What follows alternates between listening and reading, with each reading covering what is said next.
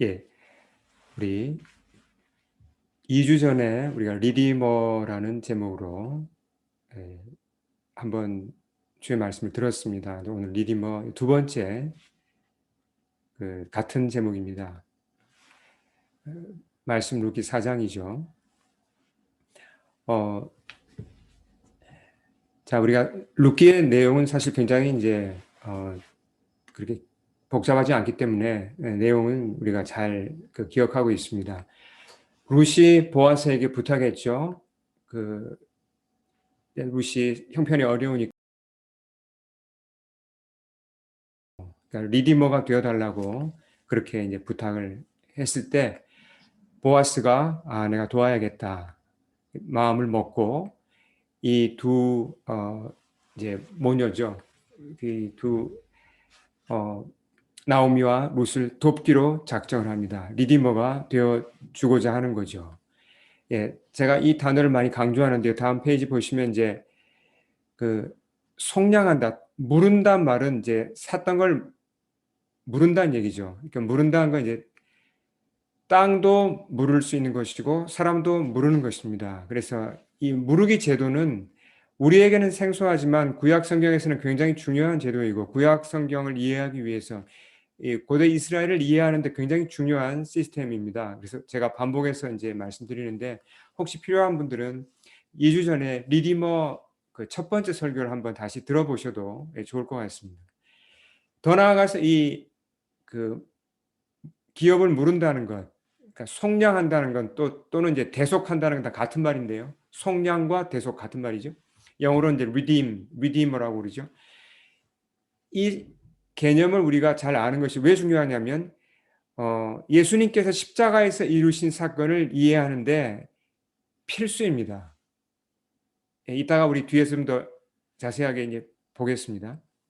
자, 보아스가 지금 내가 리디머가 되어 줘야겠다. 룻과 나오미의 집안을 이제 도와주려고 합니다. 근데 순서가 있죠. 왜 그러냐면 보아스보다 좀 더 가까운 친척이 있었습니다. 이제 그 사람에게 순위가 앞선 사람이죠. 그러니까 뭐 말을 좀 재밌게 표현하면 어떤 이름은 안 나와 있는데 그 아무개 씨가 리디머 순위 1번이죠. 예, 그 사람과 얘기를 해봐야 합니다. 그 사람이 자기가 나서서 리디머가 되겠다고 하면 보아스는 이제 물러나야 되는 것이죠. 자, 그래서 보아스가 그 사람을 만나서 상황을 설명하고자 의견을 들어보고자 성문에 앉습니다. 그 당시 시스템은 이제 성문에서 많은 회의나 이런 중요한 일들이 이루어졌죠. 마침 그 사람이 지나갑니다. 예, 보아스가 그 사람을 초청하죠. 보아스랑 그 사람도 결국은 이제 먼 친척이죠. 시간을 내어 달라고 부탁을 합니다. 그리고 장로 10사람을 이제 초청해서 같이 성문에 앉습니다. 아마 그 주변에는 마을 성읍 다른 사람들까지도 이제 많이 모였던 것 같아요. 고대 이스라엘에서 이처럼 성문은 그냥 단순한 그냥 문이 아니었습니다. 이것은 일종의 코트, 그러니까 법정이라고 할 수 있어요. 법정의 역할을 했습니다. 또 어떤 중요한 계약을 할 때는 그런 계약을 하는 그런 또 장소가 되기도 했죠. 재판도 하고 땅을 사고 파는 것과 같은 그런 중요한 상거래도 이 성문에서 이루어진 것입니다. 그때 이제 옆에 배석한 장로들은 그 배심원의 역할을 했다고 할 수 있죠. 보아스가 설명을 시작합니다. 자, 나오미의 형편이 지금 굉장히 어렵죠. 먹고 살기도 어렵습니다. 나오미가 가진 것은 다른 건 없고 죽은 남편이 남긴 땅이 있습니다. 근데 지금 그 땅에서 농사 지을 사람이 있습니까? 남자가 있습니까? 없죠. 나이든 나오미와 또 과부가 된 룻밖에 없습니다. 당장 먹고 살 길이 없으니까 나오미가 그 땅을 팔아야 합니다. 근데 보통 이런 경우는 어떻게 됩니까? 사람들이 외부 사람들이 들어와 가지고 그 땅을 어떻게 사겠습니까? 싼 가격에 살려고 그러지 않겠습니까? 급하게 팔려고 그러니까. 이런 걸 막기 위해서 하나님이 이제 그 법을 정하신 거죠. 땅을 팔더라도 그 친족, 큰 가문 밖으로 나가지 않도록 법을 정해 놓으셨습니다. 그래서 기업을 물을 자, 이런 리디머가 땅을 구입할 수 있도록 한 거죠. 그 땅을 구입하되 제 값을 주고 구입하도록 그렇게 이제 법을 만들어 놓으신 겁니다. 자, 그 보아스가 이 설명을 쭉 합니다. 그러니까 이제 결국 뭘 얘기한 겁니까? 그 이제 아무개 씨한테 당신이 지금 리디머 순위 1번인데 이 나오미의 땅을 사겠냐고, 제값을 주고 사겠냐고, 리디머의 역할을 하시겠냐고 이제 물은 겁니다. 그 사람의 답이 하겠다 그럽니다. 내가 물으리라. 하겠다고. 예. 그러니까 보아스가 이제 좀 설명을 더 합니다. 이제 보충 설명을. 이제 이 사람이 뭘 아주 정확하게 모르는 것 같으니까 설명을 더 하는데 그 5절 한번 볼까요? 5절 보시면 이제 우리 다 읽을 필요는 없지만 이런 내용이죠. 그 당신이 지금 해야 될 일이 어, 나오미의 밭을 사는 거가 그게 다가 아니라고. 더 나아가서 그 나오미의 며느리 룻과 결혼도 해야 된다고. 그래서 가정을 세워야 줘야 된다고. 그 얘기를 지금 해주는 겁니다. 다시 곰곰이 생각을 해요. 이 아무개 씨가.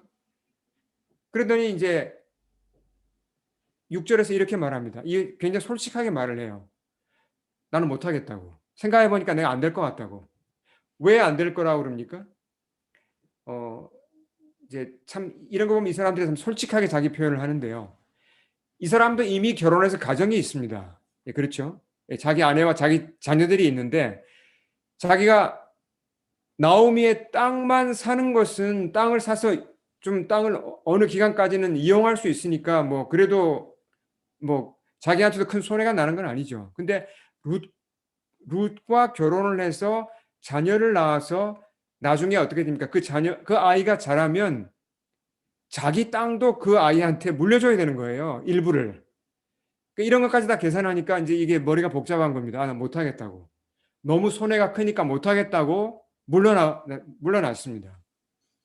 이해가 되죠. 어느 정도. 이게 참 그러니까 이 리디머가 되어준다는 게 그렇게 이 간단한 문제가 아닙니다. 큰 희생을 각오하지 않으면 할 수 없는 일이죠. 사실 보아스를 보면 보아스의 입장도 이 아무개 씨하고 별 차이가 없어요. 그러니까 보아스의 나이가 얼마나 됐을지 우리가 정확하게 모르겠지만 그 2장 8절이나 3장 10절을 참조하면 보아스가 룻을 만났을 때 뭐라고 부릅니까? 내 딸아라고 부릅니다. 그러니까 보아스의 나이가 웬만큼 그래도 나이가 들었다는 걸 알 수 있죠. 당연히 자기 아내가 있고 자녀들이 있었을 것입니다. 근데 지금 보아스가 뭐 돈이 좀 있어서 나오미의 땅을 사주는 정도는 할 수 있지만 룻과 결혼해서 또 아이를 낳고 뭐 그 가정을 세우는 일을 해준다는 건 이게 보통 벅찬 일이 아닙니다. 재정적으로도 큰 희생을 해야 되는 거죠. 예. 그리고 더 나아가서 이제 보면 이게 그 나오미의 땅을 자기가 사지만 나중에 자기하고 룻 사이에 아이가 태어나서 그 아이가 이제 자라면 자기가 샀던 땅을 누구에게 줘야 됩니까? 그 아이한테 물려줘야 되는 거예요. 예. 그러니까 이게 상당히 큰 재정적인 희생을 각오해야 되고 수고를 각오해야 되는 것입니다. 그럼에도 불구하고 보아스는 기꺼이 기업 물을 자 리디머가 되어 주겠다고 합니다. 장로들 앞에서 서약해요. 그것이 9절과 10절에 나와 있습니다. 자, 어떤 서약을 합니까? 쭉 읽어보시면 이게 이제 마치 그 법률 문서와 비슷한 내용이 좀 써 있는 겁니다. 우리가 어떤 뭐 계약 같은 걸 할 때도 그렇잖아요. 뭐 작은 글씨로 쫙 써 있지만 어떤 때는 이게 무시할 수 없죠. 다 읽어봐야 됩니다. 사인하기 전에. 그런 식으로 보아스가 지금 법적인 어떤 그 절차를 밟아서 예, 그런 일종의 사인을 하는 것입니다. 서약이죠. 그러니까 어떤 내용입니까? 내가 지금 장로들 앞에서 서약합니다. 그 나오미의 밭을 사주고 룻과 결혼하여서 앞으로 태어날 아이에게 그 땅을 물려주는 것으로 그래서 그 집안을 다시 일으키는 그 역할을 하겠다고 그가 서약하는 것이죠. 근데 여기서 이제 우리가 사람이기 때문에 자연스럽게 이 의심이 들 수가 있어요. 혹자는 이런 의심을 할 수가 있습니다. 이 보아스가 좀 동기가 좀 불순하지 않을까? 돈은 좀 많은 것 같은데 혹시 젊은 여인을 좀 욕심을 내는 건 아닐까? 그래서 이렇게 지금 리디머가 되어 주려는 건 아닐까? 이렇게 의심을 하실 수도 있습니다. 저도 그런 의심이 살짝 들었어요. 그래서 저도 좀 열심히 조사를 해봤습니다. 근데 아니에요.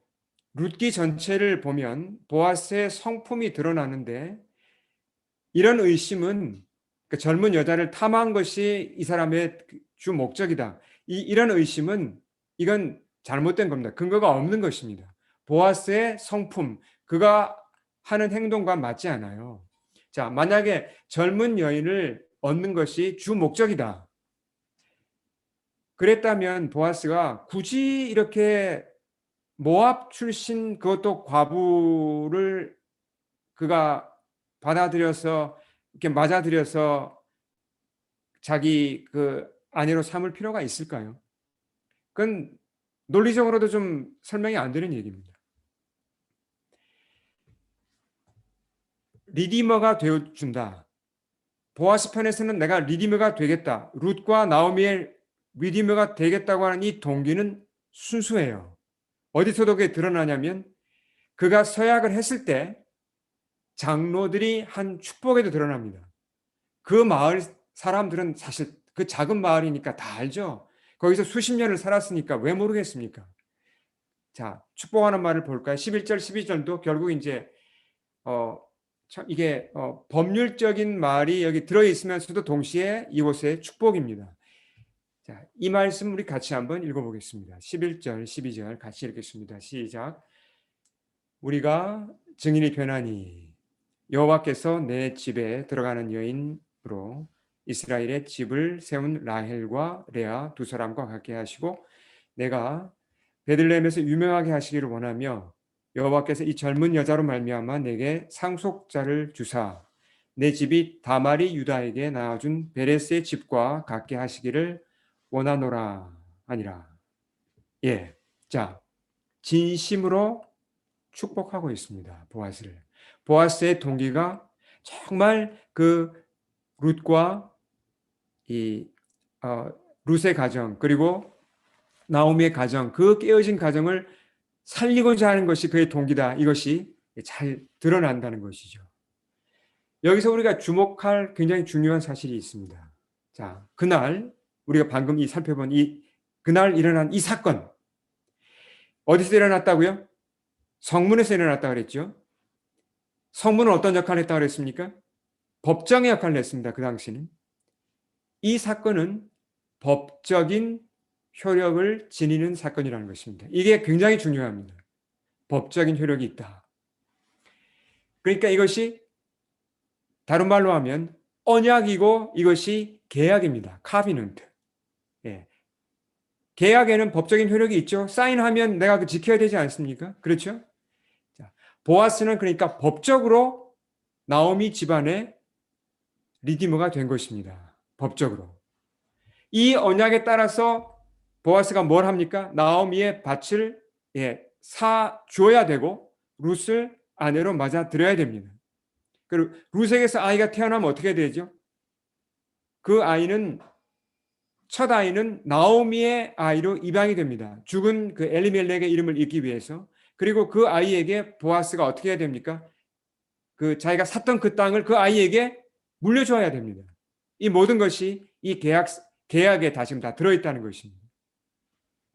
자, 이 계약 덕분에 룻과 나오미에게는 어떤 큰 변화가 일어납니까?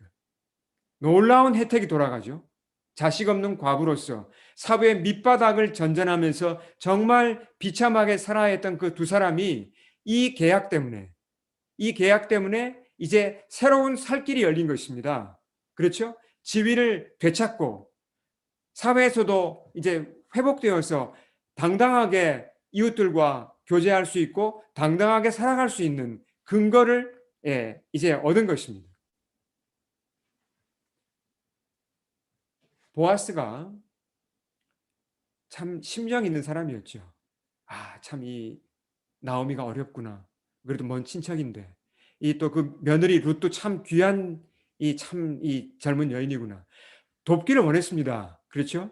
근데 이렇게 자비로운 마음, 긍휼만 가지고는 리디머가 될 수 있나요? 그 착한 마음만 가지고는 리디머가 되어줄 수는 없다는 겁니다. 무슨 얘기냐면 리디머가 되려면 한마디로 말하면 사인을 해야 된다는 얘기입니다. 법적인 절차를 밟아야 된다는 얘기죠. 말로만 그냥 참 내가 좀 도와주면 좋겠다. 어떻게 좀 참 이렇게 참 안 됐다. 어떻게 좀 도와줘야지. 이거로 끝나면 그건 리디머는 아니죠. 예. 그러니까 법적으로 끝까지 리디머가 돼야 됩니다. 사인을 해야 합니다. 이 법적인 절차가 어디서 일어났다고요? 성문에서 그날 일어난 것입니다. 여러분 오늘 말씀 4장 1절부터 12절을 읽어보시면 굉장히 특이한 이 구성으로 되어 있어요. 성경 전체에서 이런 부분이 없습니다. 무슨 얘기냐면 다시 한번 나중에 한번 읽어보십시오. 4장 1절에서 12절.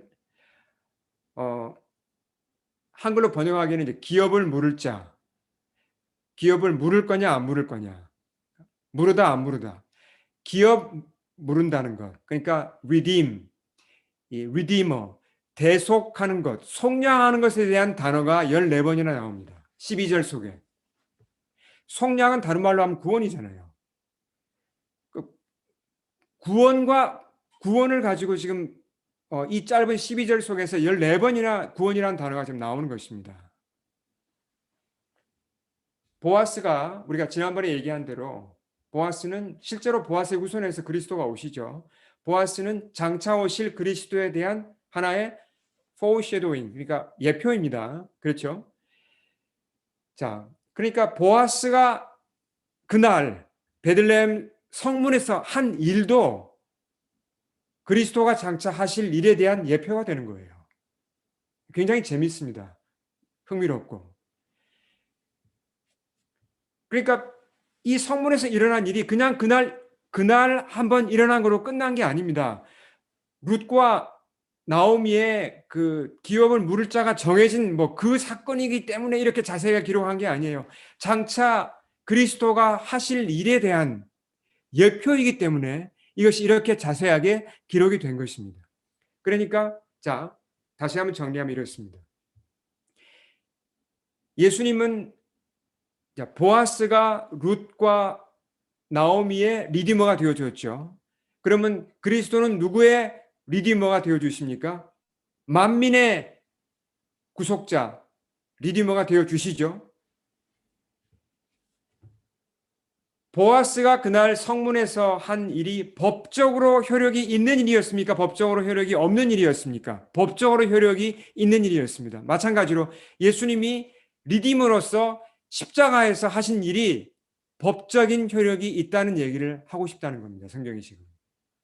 자, 이걸 제가 설명을 좀 더 하겠습니다. 오래전에 제가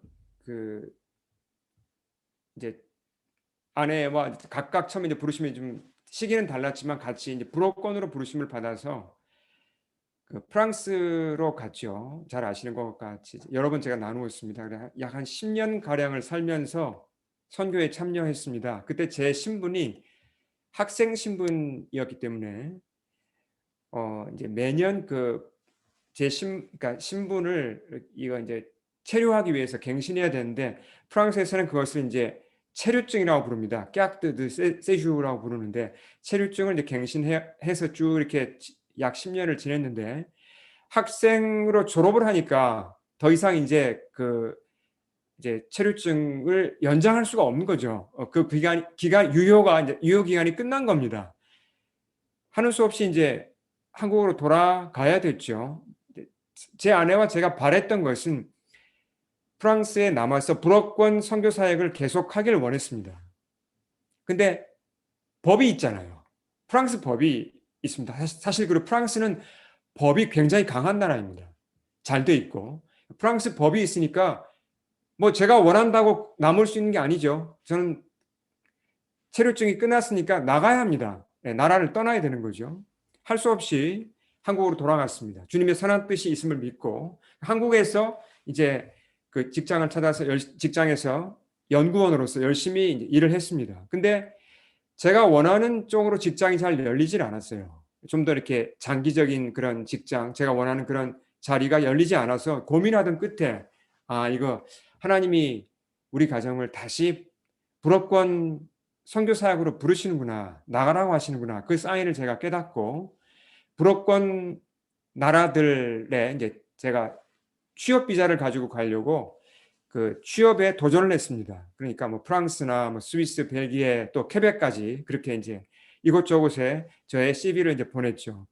그러던 중에 이제 케벡 대학 어떤 연구소에서 저를 이제 받아주겠다는 그 이메일이 왔어요. 그게 2002년 아마 1월 달쯤 되던 것 같은데 참 이제 제 가슴이 뛰었습니다. 왜냐하면 거의 불가능할 것처럼 보였는데 길이 열리니까 하나님이 여신 게 틀림없었죠. 참 기뻤습니다. 참 설레었습니다. 마음 같아서는 당시 직장에 당장 제가 사표를 내고 그냥 짐 싸들고 이 캐나다로 가고 싶었죠. 근데 그럴 수가 없었습니다. 왜냐하면 법적인 절차 때문이에요. 이메일은 받았는데 비자가 필요하잖아요. 그렇죠? 이메일만 가지고는 비자를 안 내줍니다. 캐나다 대사관이. 법적인 효력이 있는 편지를 그 케벡 대학이 저한테 보내줘야 돼요. 그 편지를 받으면 그 편지를 가지고 캐나다 대사관에 가서 비자를 받을 수가 있습니다. 그러니까 그 편지를 기다리는데 이게 이제 마음은 이미 이제 캐나다로 가 있는 거죠. 근데 직장에서 일을 하는데 매일 이제 그 우편물을 확인하는 겁니다. 직장에서 이제 이거 언제 오나. 그러니까 인내의 시험 기간이었습니다. 그때가 참 이제 거의 5개월 정도를 이제 기다린 끝에 드디어 편지를 받았습니다.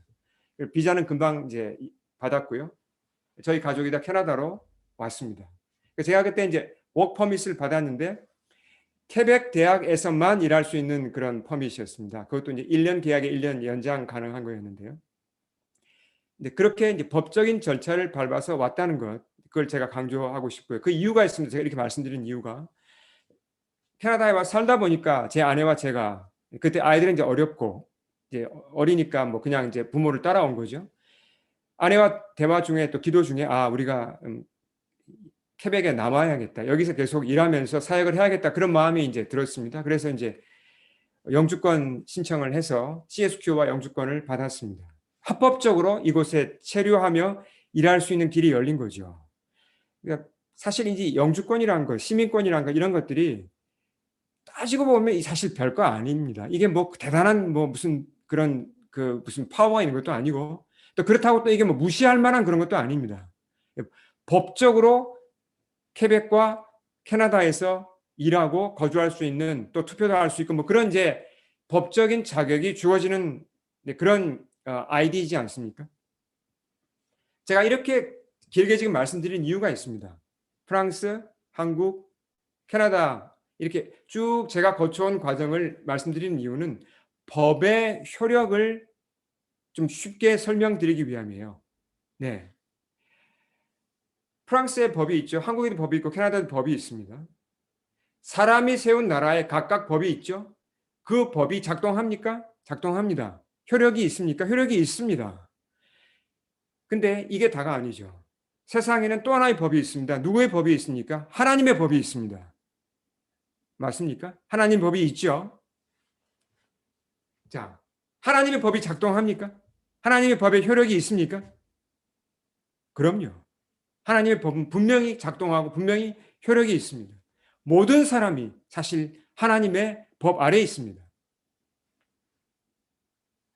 자, 이런 배경하에 제가 이 로마서 말씀을 하나 설명드리겠습니다. 자, 우리 모두 하나님의 법 아래에 있습니다. 그렇죠?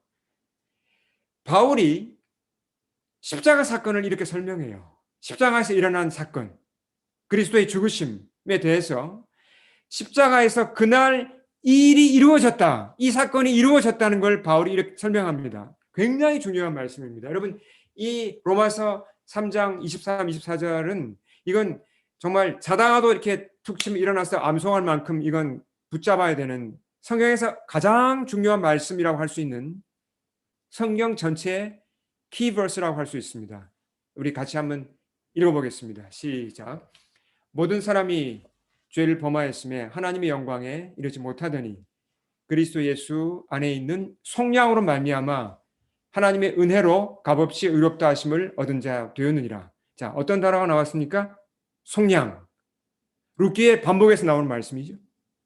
오늘 본문에 14번이나 나온 얘기입니다. redemption, 속량. 그렇죠? 어디에 속량이 있다고요? 그리스도 예수 안에. 자, 모든 사람이 죄를 범했다고 그랬습니다. 지금도 범하고 있죠.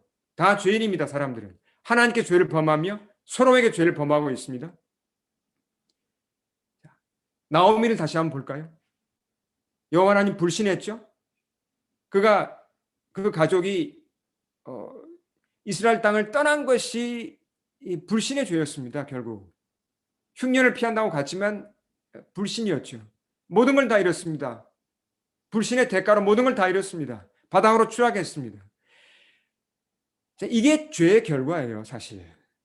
우리가 죄인이 되면 내가 범한 죄의 대가를 내가 지불해야 합니다. 그렇죠?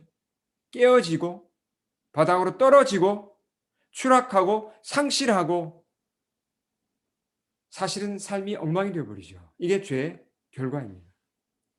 어느 시대 어느 나라를 막론하고 사람들은 죄에 빠져 있고 그 결과 때문에 세상이 이렇게 지금 어지러운 것입니다. 아무리 이성적으로 바로 잡아보려고 해도 안 돼요. 머리로는 아는데 안 됩니다. 실제로는. 왜요? 죄인이기 때문에.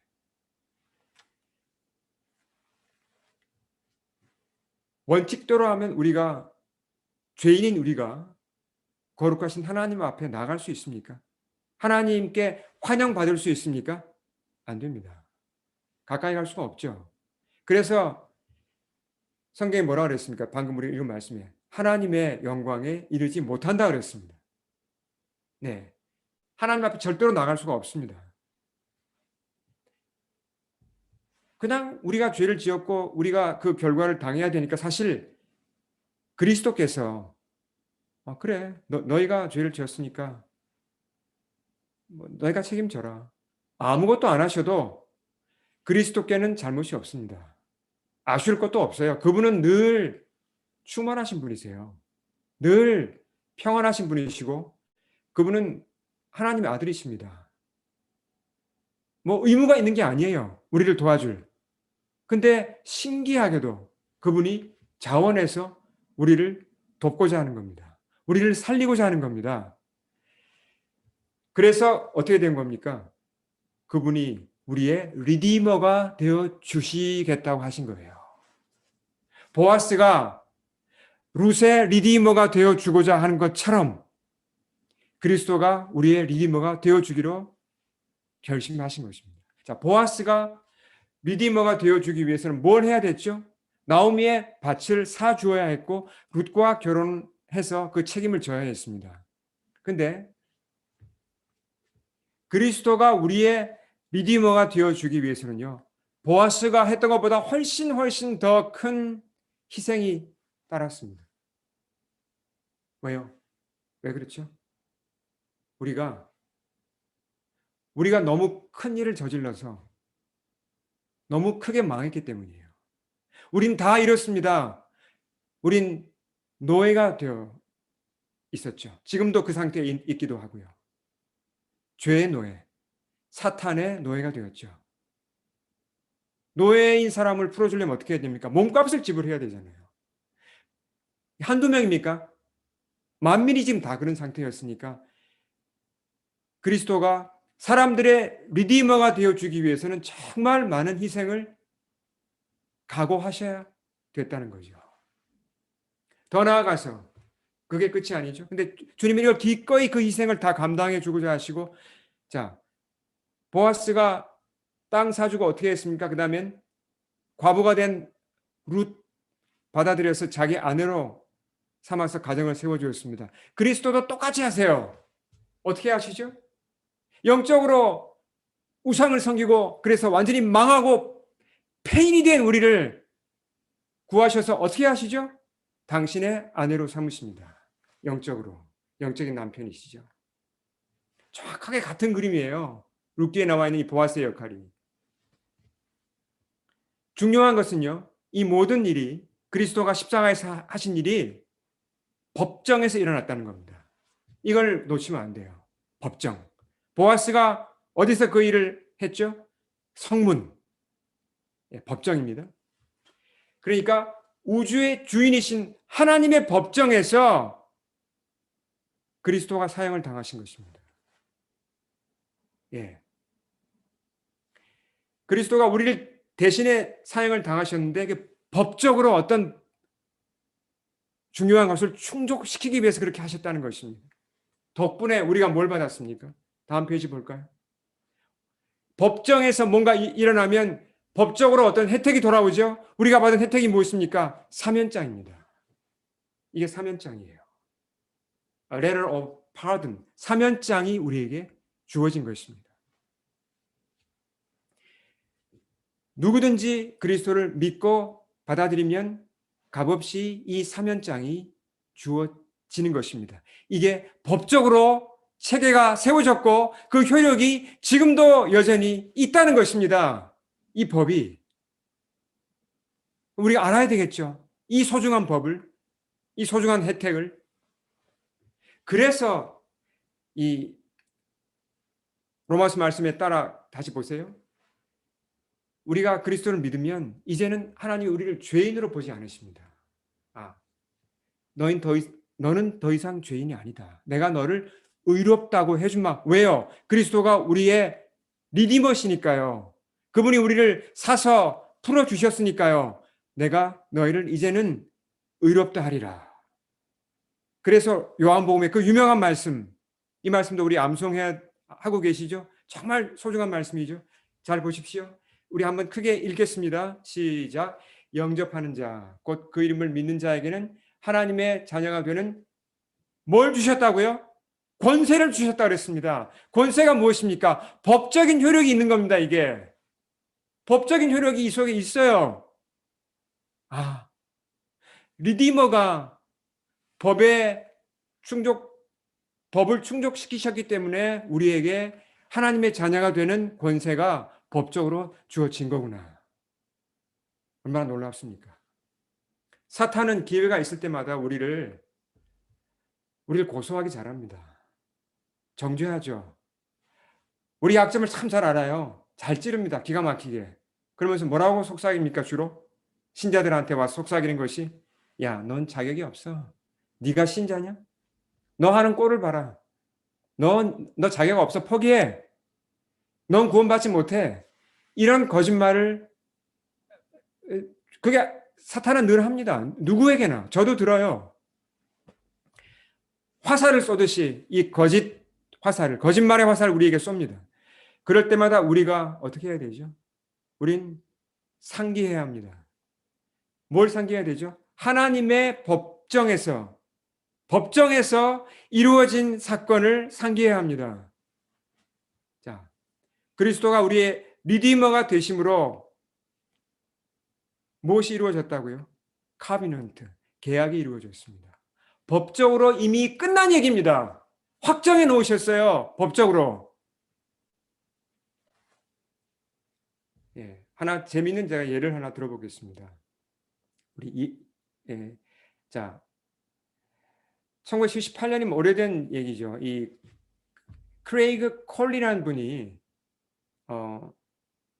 1978년에 그 체포되어서 기소가 되었습니다. 어떤 혐의였냐면 자신의 여자친구와 그 여자친구의 그 4살짜리 아들을 죽였다는, 그러니까 두 사람을 죽인 살인범이라고 이렇게 그렇게 이제 기소가 된 거예요. 그래서 재판을 받았는데 그 무기징역을 받았습니다. 영원히 감옥에서 이제 못 나오는 걸로.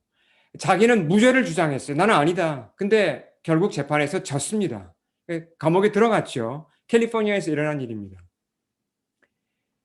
그때 이 사람의 나이가 31살이었어요. 31살에 이제 무기수로 살아야 되는 겁니다. 2017년 몇 년이 지났습니까? 39년이 지난 후에 이 사람이 범인이 아닌 게 밝혀졌어요. 아니, 얼마나 억울합니까, 이거. 39년을 감옥에서 썩은 겁니다. 참 안 됐기도 하지만, 그러나 그래도 그나마 다행이죠. 무죄라는 사실이 밝혀졌으니까 어떻게 됐습니까? 당연히 석방되었죠. 그리고 심지어 이제 그 캘리포니아 그 정부가 2,100만 달러의 거액의 이 보상금을 지불했습니다. 이 사건을 통해서 우리가 중요한 걸 한두 가지 배워요. 오늘 말씀과 관련해서. 자, 이 사람이, 이 크레이그 콜리라는 사람이 무죄였는데 감옥에 들어갔잖아요. 만약에 이런 일이 있었다고 가정을 해보죠. 투옥된 지 얼마 안 돼가지고 판사가 다시 조사를 하고 뭐 이렇게 해가지고 아, 이거 잘못됐다. 무죄다. 무죄 선포를 했습니다. 근데 투옥된 지 예를 들어서 한 뭐 몇 주 만에 이 사람이 어떻게 할까요? 감옥에서 나올까요? 나와야죠. 왜 안 나옵니까? 당연히 나와야죠. 근데 판사는 아, 다시 조사해보니까 당신 무죄입니다. 석방합니다. 라고 선언을 했는데 이 사람이 감옥에서 안 나가요. 아, 전 못 나갑니다. 아무리 생각해도 전 죄인이, 제가 나갈 자격이 없는 것 같아요. 말이 됩니까? 자기가 죄를 안 지었는데, 그리고 이미 무죄 석방을 선포받았는데, 그건 이상한 거죠. 뭔가 정신적으로 문제가 있는 겁니다. 그런 사람은 없겠죠. 당연히 나가야죠. 자, 근데 이 사람과는 다른 경우가 있어요. 실제로 죄를 짓고 종신형을 선고받은 사람을 생각해 보겠습니다. 그 감옥에 갇혔다. 실제로 죄를 지었습니다. 종신형입니다. 자, 근데 어느 날 뜻하지 않게 대통령이 사면을 선포해요. 그 사람에게. 대통령 사면할 수 있잖아요. 특히 미국 같은 경우는. 예. 대통령의 이름으로 된 특별 사면장이 주어졌어요. 그럼 이 사람이 어떻게 할까요? 사면장을 내가 이거 받긴 받았는데 못 믿겠다. 전 그냥 여기 있겠습니다. 감옥에 있을래요. 이런 사람이 있을까요? 누가 그렇게 합니까? 대통령의 사인이 있는데 당연히 나가야죠. 기뻐 뛰며 나갈 것입니다. 믿을 수 없을 만큼 좋은 사실이죠. 이 사면장을 받는다는 건. 그래서 의심이 들 수도 있습니다. 근데 이런 경우에 그 사람이 받은 것은 종이 한 장입니까? 그냥 무슨 전화번호 찢은 겁니까? 신문 쪽지 하나입니까? 아니죠. 이건 대통령의 사인이 들어간 사면장입니다. 법적인 효력이 있는 문서입니다. 그렇죠? 그러니까 그 사면장을 가지고 당연히 감옥에서 나갑니다. 우리는 분명히 죄를 지었습니다. 성경이 모든 사람이 죄를 범했다고 그랬죠. 우리가 받은 것은 무엇입니까? 종신형이고 더 나아가서 사형이죠. 영원한 파멸이었습니다. 근데 그리스도가 하신 일이 무엇입니까? 우리의 리디머가 되어 주셔서 우리를 리뎀션 속량하셨습니다. 몸값을 지불하시고 우리를 풀어 해방시키셨습니다. 자, 이 말은 정확하게 무슨 뜻입니까?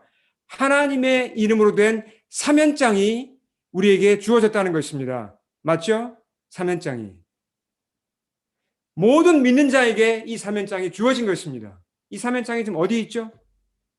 그것이 바로 무엇입니까?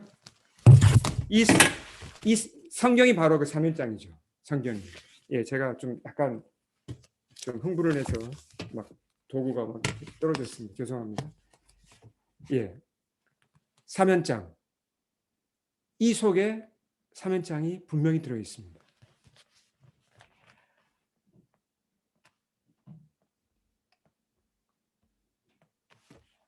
수천 년 동안 여러분, 지금까지 수천 년 동안 동서고금을 먹느라고 수많은 사람들이 성경 속에서 나에 대한 사면장이 여기 있네. 내가 사면됐네. 이거 찾은 겁니다. 그 다음부터 그 사람들의 인생이 바뀌었어요. 실제로 자유가 임했다니까요. 인생이 완전히 바닥에서 하늘로 올라갔습니다. 이건 뭐 무슨 관념도 아니고 무슨 그냥 어떤 추상적인 게 아니죠. 실제로 그런 일이 지금도 일어나고 있습니까? 지금도 성경을 읽으면서 말씀을 들으면서 이거 나에 대한 사면장이네. 깨닫는 사람들이 있죠. 풀려납니까? 풀려납니다. 감옥에서 나옵니까? 나옵니다. 만약에 우리 중에 아직 스스로 이렇게 돌아보아서 확신이 안 드는 분이 계실지도 모르겠습니다. 내가 이거 구원을 받은 거 맞나? 내가 이거 진짜 주를 믿고 있나? 확신이 안 된다면, 아직 받아들이지 않았다면 여러분 지금 그리스도를 받아들이셔야 합니다. 시간이 그렇게 많지 않아요. 내가 이미 그리스도를 받아들였다면, 한번 이 은혜를 체험했다면 더 이상 여러분 사탄한테 속을 필요가 없어요. 이제는 우리가 성장으로 나아가야지 이건 사탄의 거짓말에 속아서 감옥에 머물러 있으면 안 됩니다. 의심이 들 수 있죠. 내가 사면 받은 거 맞나? 진짜 내가 용서받은 거 맞나? 구원받은 거 맞나? 그럴 때마다 우리가 뭘 해야 됩니까? 만약에 실제로 대통령의 사면을 받은 사람이 감옥에 갇혔습니다. 실제로 죄를 지었죠. 종신형입니다. 근데 특별 사면장이 주어졌어요. 내일이면 나갑니다. 그럼 그 사람이 뭐 하겠습니까? 의심이 들면 어떻게 하겠어요? 사면장을 읽고 또 읽겠죠. 맞네. 맞네. 이렇게 써 있네. 맞네. 하나님이 선포하셨네. 예. 우리는 참 큰 은혜를 입은 자들입니다. 그래서 우리가 더 이상 사탄에게 속지 않고 자신의 감정에도 속아서는 안 됩니다. 그분이 우리를 속량하셨습니다. 우리가 더 이상 감옥에 머무르지 않고 주를 위해 열심히 자유롭게 살아가야 하겠습니다. 우리 함께 기도드리겠습니다. 주께 우리 머리 숙입니다.